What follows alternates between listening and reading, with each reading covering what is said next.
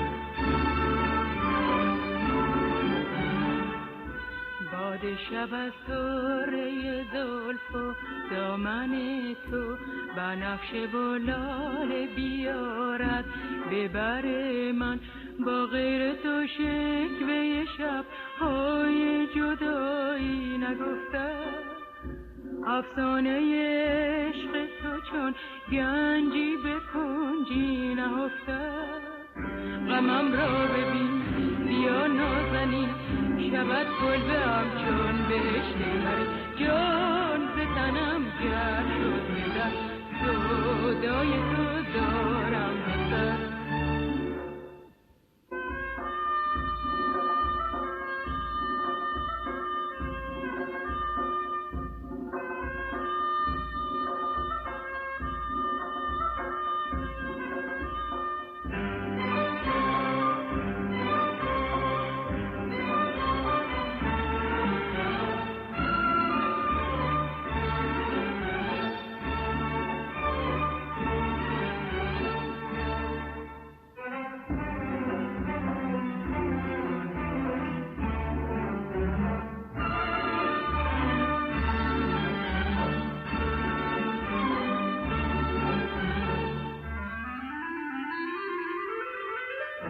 نگه کن بر شب و روز من حذر کن راه پرسوز من بیا تا شبی چون چراغ شبم بیا نام تو شد روان بر لبم بیا تا ببینی صفای مرا بیا تا نشانی لبی بتبم بیا تا نشانی لبی بتبم جان ستنم گر شد بدن سودای تو دارم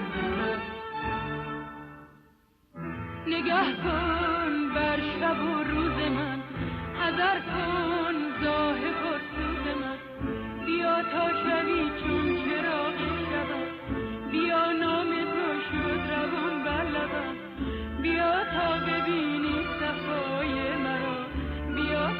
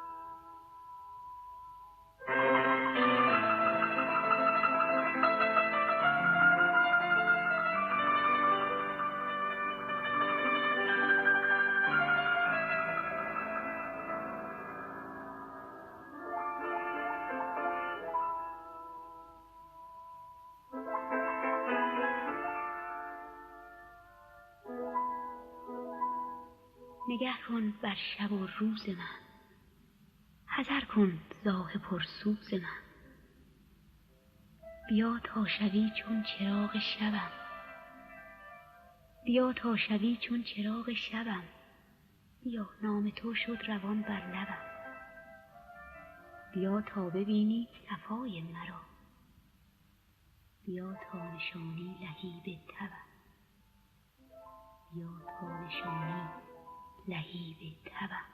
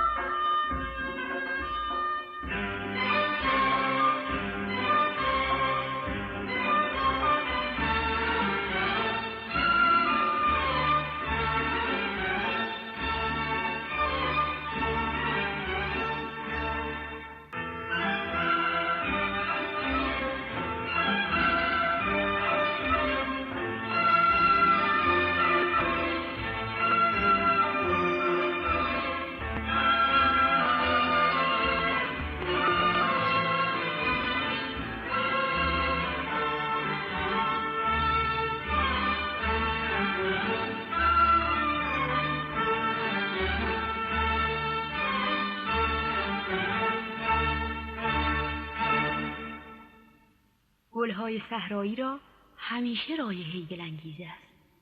آنچه شنیدید برنامه شماره 30 گلهای صحرایی بود که به اهتمام آقای جواد معروفی با شرکت خانم الهه تنظیم یافته. آهنگ محلی، پیانوی آقای انوشیروان روحانی، ترانه از کاوه، گوینده روشنک.